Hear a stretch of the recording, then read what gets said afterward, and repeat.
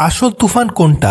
চঞ্চল চৌধুরী গুলিটা কাকে করলো আর মিমির সাথে নাচানাচিটাই বা কে করলো? আর মুভির শেষে হাসপাতালে চঞ্চল কেন শাকিব খানের সাথে হাত মেলাচ্ছে? গত বছর মুক্তি পাওয়া শাকিব রাফির তুফান মুভিটা দেখে মানুষের মনে এইসব প্রশ্নই ঘুরপাক খাচ্ছিল। এখানে আমি আগেই বলে দিচ্ছি, করা হয়েছিল শান্তকে, আর অন্যদিকে তুফান শান্তর জায়গা নিয়ে ফিল্ম ইন্ডাস্ট্রিতে ঢুকে যায়, এবং এটা আমি প্রমাণ সহকারে আপনাদেরকে দেখাবো এই ভিডিওতে।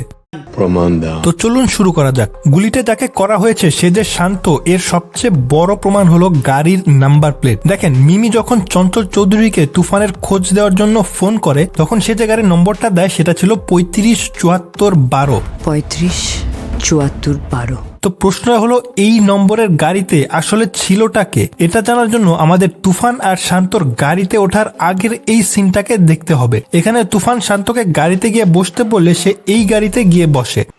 গাড়িতে বসো। জি ভাই।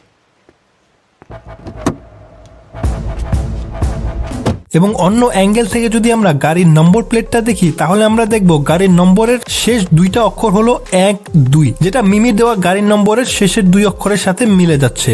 নিঃসন্দেহে তুই ঠিক কথা বলেছিস। এখানে অনেকেই বলবে এটা শুধু শেষের দুইটা নাম্বার, পুরো নাম্বার তো না। অনেকে এটাও বলতে পারে এটা শুধু একটা নাম্বার, এটা একটা কোইন্সিডেন্স এবং এসব চিন্তা ভাবনা করে করা হয়নি। সেটা ঠিক আছে, কিন্তু একটা জিনিস আপনার মাথায় রাখতে হবে, যে কোনো মুভিতে সবকিছু অনেক দক্ষতার সাথে চিন্তা ভাবনা করে করা হয়। এমনি এমনি একটা জিনিস স্ক্রিনে রেখে দেওয়া হয় না। তাই এই গাড়ি এখানে রাখা এবং শান্তকে এই গাড়িতে উঠতে দেখানোর নিশ্চয়ই ইচ্ছা করে করা হয়েছে। এতেও যদি আপনি সন্তুষ্ট না হন, তাহলে আমি আরো প্রমাণ দিচ্ছি। তুফান আর শান্তর গাড়িতে যাওয়ার সময় আমরা তুফানের গাড়িতে দেখতে পাই পেছনের সিটে তুফানের বডিগার্ড তার সাথে বসে আছে। এখানে খেয়াল করার বিষয় হলো, তার বডিগার্ড তুফানের পাশের সিটে, অর্থাৎ গাড়ির পেছনের সিটে বসে আছে, সামনের সিটে না। অন্যদিকে শান্তর গাড়ির পেছনের সিটে শান্তর পাশে কিন্তু কেউই ছিল না। তো এ থেকে কিভাবে প্রমাণ হয় যে গুলি শান্তকে করা হয়েছে? দেখেন, গুলি লাগার পর গাড়িটা যখন উল্টে যায় এবং শাকিব খান গাড়ি থেকে বেরিয়ে আসতে থাকে, তখন আমরা গাড়ির ভেতরে দেখতে পারি গাড়ির পেছনের সিটটা একদম ফাঁকা।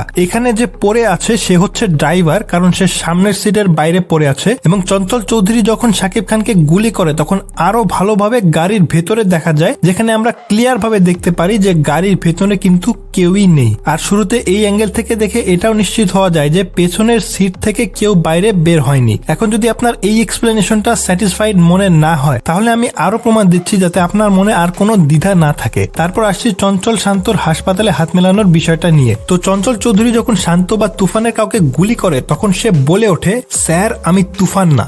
স্যার আমি তুফান না। একবার চিন্তা করে দেখুন, এটা যদি আসলেই তুফান হতো, তাহলে তার মুখে এই কথাটা কিন্তু একদম মানায় না। তুফানের মতো অ্যারোগেন্ট একজন লোক, যে কিনা নিজেকে সবার চেয়ে উপরে ভাবে, সে বড় বড় পলিটিশিয়ানদেরকে পাত্তা দেয় না, সে আর যাই হোক মৃত্যুর মুখে দাঁড়িয়ে একজন পুলিশের সামনে এরকম কাকুতি মিনতি অবশ্যই করবে না। তাছাড়া এটা যদি তুফান হয়, তাহলে তার জানার কথা যে ধরা পড়ার পর এখন নিজেকে শান্ত দাবি করে কোনো লাভ নেই। তাই সত্যি যদি তুফান হতো, তাহলে এই অবস্থায় আমি তুফান না এই কথাটা বলার কোনো মানে হয় না। তো আসলে সেখানে কি হয়েছে? আমার থিওরি হচ্ছে যে মিমি চক্রবর্তী তুফানের সাথে কখনো বিশ্বাসঘাতকতাই করেনি, এবং তুফানের প্ল্যান অনুযায়ী শান্তর গাড়ির নম্বর দিয়ে সেটাকে তুফান বলে চালিয়ে দিয়েছে। এবং চঞ্চল চৌধুরী তুফান ভেবে শান্তকে করার পর কোনোভাবে সে জানতে পারে এটা আসলে তুফান না, এটা শান্ত। সে শান্তকে হাসপাতালে নিয়ে যায় চিকিৎসা করতে, এবং অন্যদিকে তুফান দুবাই গিয়ে শান্তর গার্লফ্রেন্ডের সাথে সেখান থেকে দেশে ফিরে এসে শান্তর জায়গাটা পুরোপুরি নিয়ে নেয়, এবং সে শান্তর মতো মুভিতে কাজ করতে শুরু করে। এখানে একটা বিষয় না বললেই নয়, সেটা হচ্ছে শান্তর গার্লফ্রেন্ড অবশ্যই এর কিছুই জানে না। তো অন্যদিকে শান্তর জ্ঞান ফিরলে সে বুঝতে পারে তুফান আর মিমি মিলে তাকে মারার জন্য চঞ্চলকে তার গাড়ির নম্বরটা দিয়েছিল, এবং এর জন্য সে অবশ্যই তুফান আর মিমির কাছ থেকে প্রতিশোধ নিতে চাইবে। এবং এখানেই হলো মাস্টারমাইন্ড চঞ্চলের কাহিনী। চঞ্চল যখন বুঝতে পারে সে আসল তুফানকে না, বরং ডুপ্লিকেট শান্তকে গুলি করেছে এবং আসল তুফান এখনো বেঁচে আছে, তখন সে শান্তর সাথে হাত মেলায় আসল তুফানকে ধরার জন্য। আর এ কারণেই আমরা তাদের দুজনকে শেষে হাত মেলাতে দেখি। এবং তুফান 2 এর কাহিনী মূলত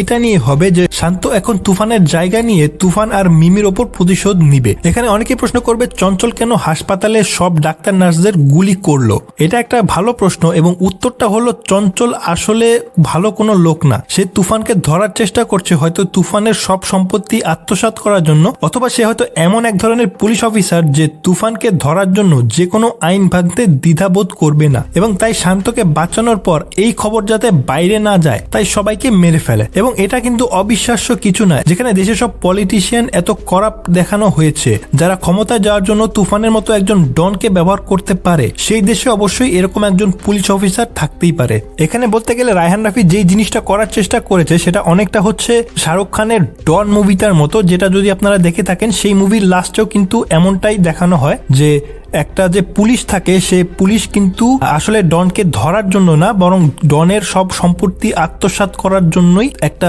ভুয়া ডন যে বিজয় ছিল তাকে দিয়ে সে ডনের জায়গায় বসিয়ে তার সমস্ত সম্পত্তি আত্মসাৎ করতে চায়। এবং আমার মনে হয় এই মুভিতেও তেমনটাই করা হয়েছে, কারণ পুরো মুভিটাই কিন্তু ডন মুভি থেকে একটু হলেও ইন্সপায়ার। তো এটা ছিল আমার মতামত। আপনারা চাইলে কমেন্ট বক্সে আপনাদের মতামত জানাতে পারেন। আপনাদের এই ভিডিও নিয়ে বা এই থিওরি নিয়ে কোনো প্রশ্ন থাকলে সেটা জিজ্ঞেস করতে পারেন, আমি আপনাদেরকে উত্তর দেওয়ার চেষ্টা করব। আর দেখা হচ্ছে পরের ভিডিওতে। এই ভিডিওটা দেখার জন্য ধন্যবাদ। এখন যদি আপনারা তুফান ভার্সেস কেজিএফ এই দুইটা মুভির মধ্যে লড়াই দেখতে চান তাহলে স্ক্রিনে দেওয়া ভিডিওতে ক্লিক করুন।